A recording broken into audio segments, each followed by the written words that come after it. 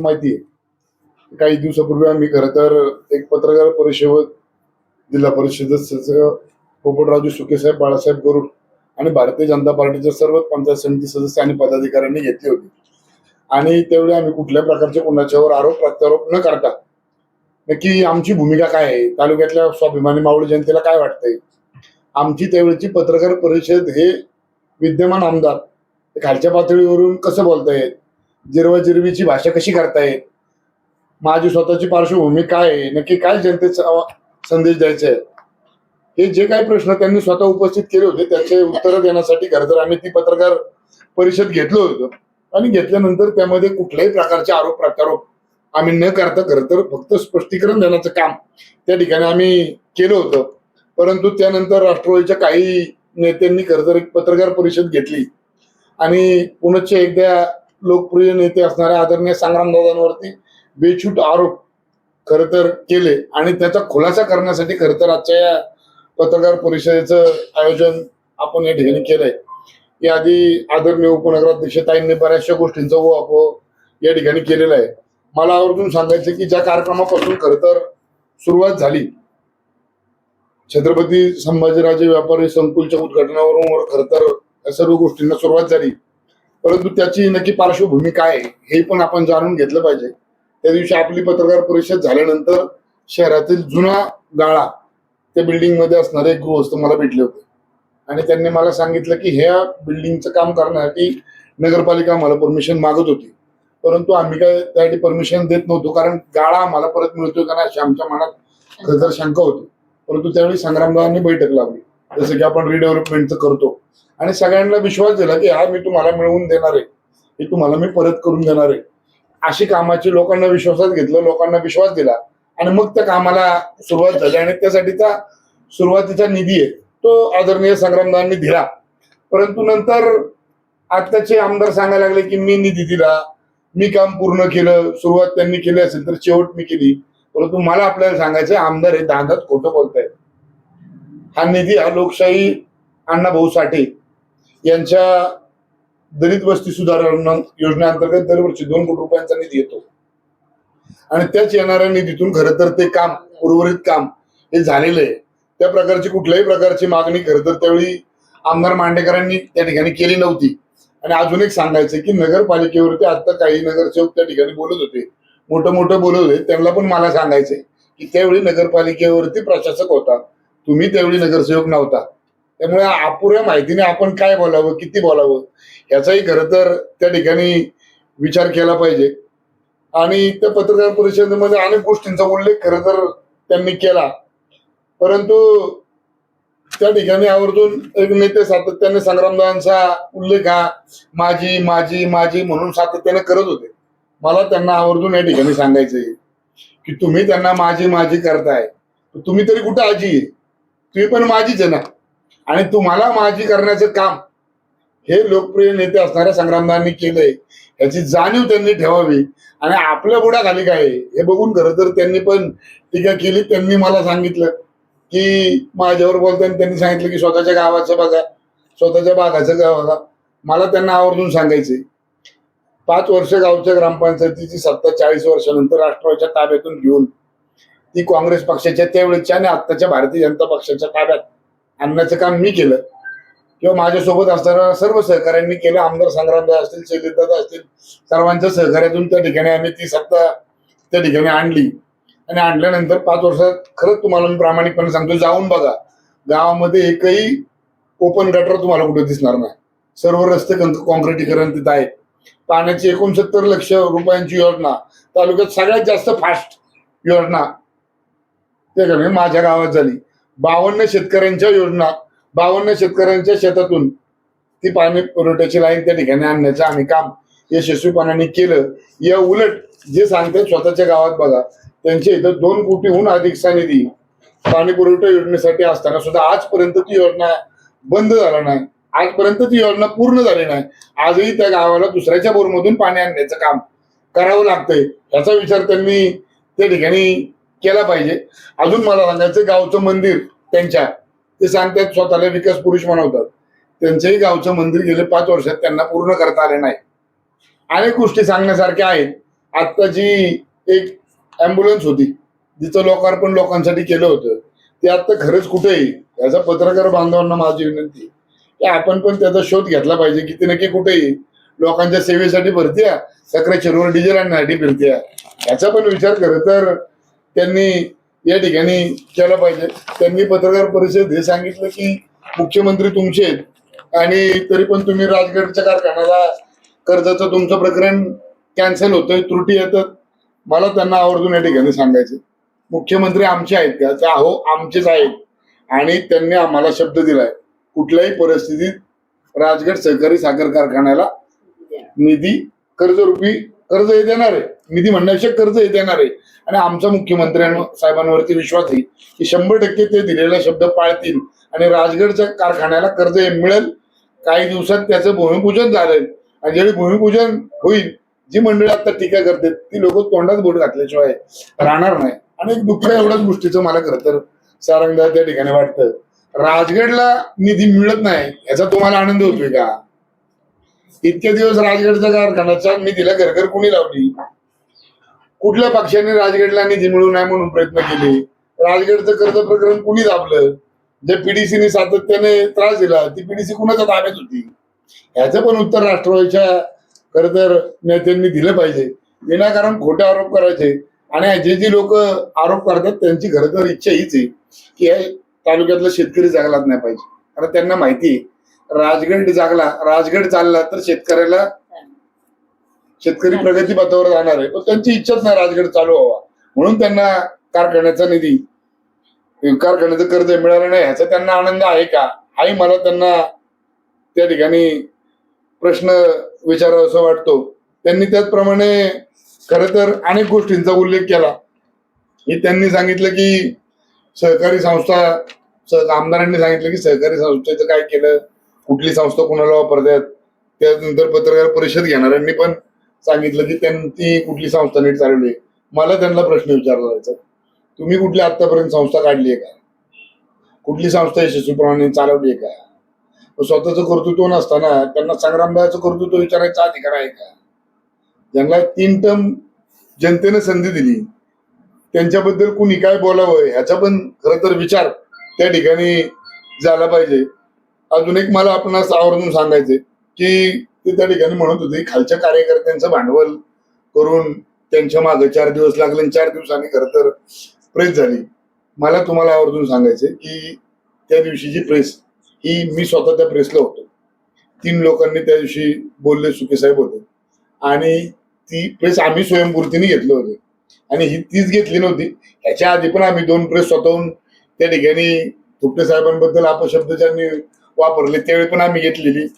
आता पण आदरणीय उपनगराध्यक्ष ताई आहेत सर्व बोर शहराचे नगरसेवक आहेत ही सर्व मंडळी स्वयंपूर्तीने जे खोटे आरोप होतात त्याचे उत्तर देण्यासाठी खरं तर ही प्रेस होतीये. काही कुणी सांगायचं कारण नाही ना. आमच्यासारखे सर्वसामान्य कुटुंबातली पोरं राजकारणाचा आमचा काहीच संबंध नाही. आमच्यासारखा वर्ग खरं तर युवक काँग्रेसचा उपाध्यक्ष होतो तालुका युवक काँग्रेसचा कार्याध्यक्ष होतो बोरगावला मुळशी युवक काँग्रेसचा अध्यक्ष होतो पुणे जिल्हा युवक काँग्रेसचा अध्यक्ष होतो. जिल्हा परिषदेचं देशातलं नव्हे तर जगातल्या सगळ्यात मोठ्या पक्षाचं तिकीट माझ्यासारख्या कार्यकर्त्याला मिळतं. मग एवढं सगळं आपल्या नेत्याने आमच्यासारख्याला दिलं तर नेत्याने आम्हाला काय सांगायचे कारण आहे की तुम्ही पत्रकार परिषद घ्या म्हणून. आमच्या नेत्यावर प्रेम आहेत ना. आणि हा महेश एक नाही अशा अनेक जण घडात येतं तोशी भाई आहे किंवा सुमन बापू आहेत ह्या गणेश दादा आहे मला वाटत नाही किंवा प्रशांत दादा आहे मला वाटत नाही कुणाला यातला राजकीय वारसा आहे. सगळी मंडळी स्वयंपूर्तीने ना पण सगळ्यांना उभं करायचं काम संग्रामदारांनी केलेलं आहे आणि त्याची जाणीव म्हणून आम्ही खरं तरी पत्रकार परिषद सातत्याने घेतोय. आणि ते जर म्हणत असतील की दुसऱ्याच्या खांद्यावर बंदुका ठेवून हे गेम करतात काय संग्रामदादा कार्यकर्त्याला पुढे करून दुसऱ्याच्या खांद्यावर बंदुका ठेवतात काय मला त्यांना प्रश्न आहे. आम्ही तरी संग्रामदादांच्या प्रेमापोटी ती पत्रकार परिषद घेतली आणि त्यामध्ये मला वाटत नाही जे पत्रकार परिषद बोलले त्यांचा काय आम्ही कुणाचाच उल्लेख केला नव्हता. मग त्यांनी नंतर पत्रकार परिषद घेऊन घेतली मग आत्ताचे आमदार त्यांच्या खांद्यावर बंदुका ठेवून बोलतात का हाही आम्हाला खरं तर प्रश्न त्या ठिकाणी पडतोय.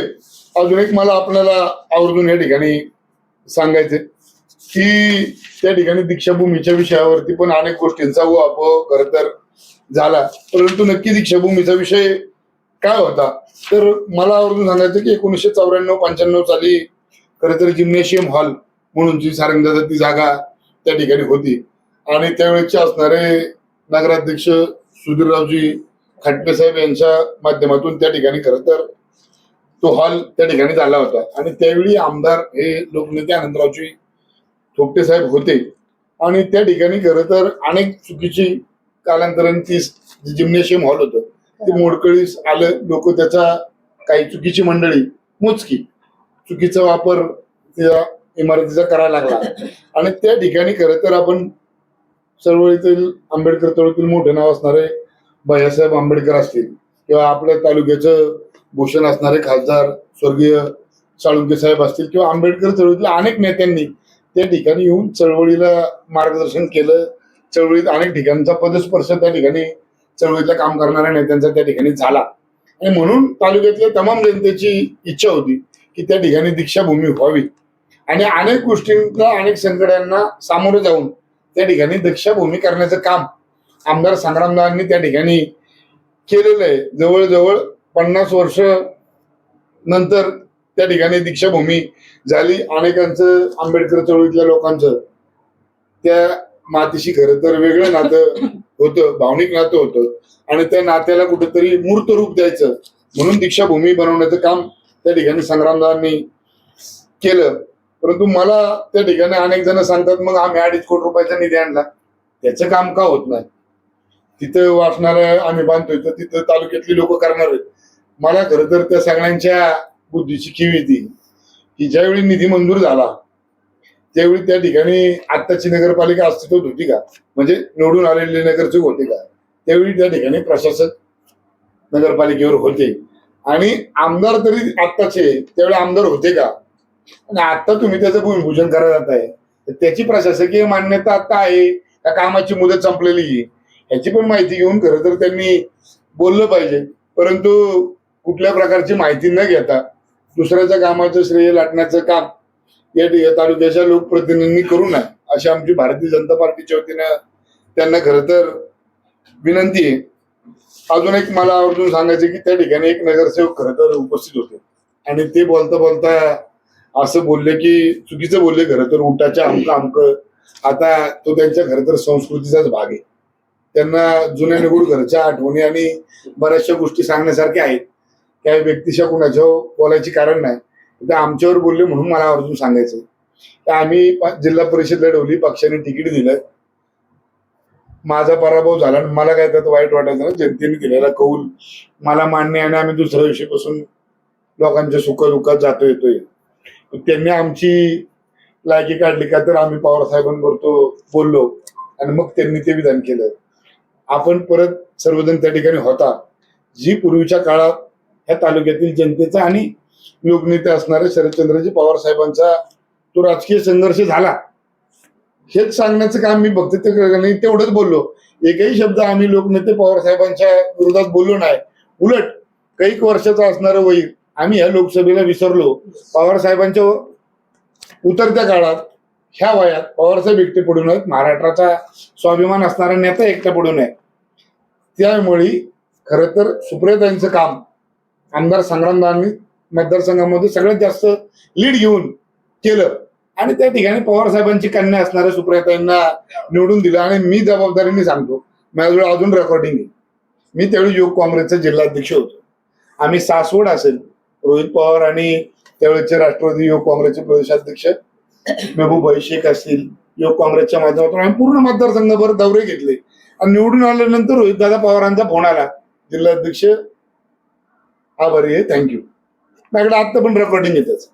सांगायचे का त्याची शिक्षा तुम्ही इतके दिवस आम्हाला कारखान्याला देताय? सांगायचं एवढंच की आम्ही कुठेही पवार साहेबांबद्दल अपशब्द बोललो नाही. तुम्ही फार ते उलट बिंट काढलं. मला तुम्हाला त्या नगरसेवकांना आवर्जून सांगायचे, गेल्या वेळी तुम्ही शिवसेनेच्या पॅनल मधून नगराध्यक्ष पदाला उभे होता, तुमचं डिपॉझिट तरी राहिलं होतं का? तुम्हाला अधिकार आहे का आम्हाला बोलण्यावर? तुम्ही आता ना तुमच्या सौभाग्यवती ताई पडल्या होत्या, पडल्यावरती सांगायचं नाही, पण आपण काय बोलतो? आपली तेवढी उंची आहे का? आम्ही 40-40 वर्षाच्या ग्रामपंचायती घेतल्यात, चांगलं चालवतो सक्षमपणाने. जिल्ह्याचे युवक काँग्रेसचं नेतृत्व संग्रामदाच्या मुळे केलं आणि हे का बोलतोय? ते ह्याच्या आधी आमच्यासाठी आमच्या पदाला अडचण येत असताना देशाच्या राष्ट्रीय अध्यक्षाला कार्यकर्त्यासाठी नडणारा नेता तुळशीबाई त्याचा जिवंत साक्षीदार आहे की देशाच्या अध्यक्षाला युवक काँग्रेसच्या राष्ट्रीय अध्यक्षाला तोंडावर सांगितलं की माझा कार्यकर्ता आहे, त्यांना नाही मिळाला पाहिजे. मग आम्हाला काय कोणी करायची बाजू घ्यायची, कुणी सांगायची काही गरज नाही. अजून एक मला आवर्जून खरं तर सांगायचं की ज्या लोकांनी पत्रकार परिषदा घेतल्या आणि आमच्यावरती टीका केली सारंगदादा, मला एवढंच सांगायचं, मंजूर झालेली कामं नवीन नगराध्यक्ष किंवा आमदार नवीन निवडून आले, नगराध्यक्ष म्हणण्यापेक्षा आमदार निवडून आले, स्वर्गीय अजितदादांकडं कोण कोणाची कंप्लेंट घेऊन गेलं होतं आणि कशासाठी गेलं होतं, नगरपालिकेतले ठेकेदारी कॉन्ट्रॅक्ट कुठला नगरसेवक कुठल्या नेत्याची कंप्लेंट घेऊन गेला होता याचं स्पष्टीकरण पत्रकार परिषद आणि कोणाच्या विरोधात घेऊन गेला होता याचं स्पष्टीकरण बोलणाऱ्या तिथं पत्रकार परिषदेत बोलणाऱ्या नगरसेवकांनी द्यावं, असं माझं जाहीर आव्हान त्या नगरसेवकाला. आणि देवाला स्मरून त्यांनी खरं बोलावं. कुणाचं स्पष्टीकरण घेऊन गेलतो, आमची काही मित्र त्या ठिकाणी होते राष्ट्रवादी कामगारांना, ते सांगत होते की आमका आमका नगरसेवक आलता, आमका आमक्याची सांगत होतं.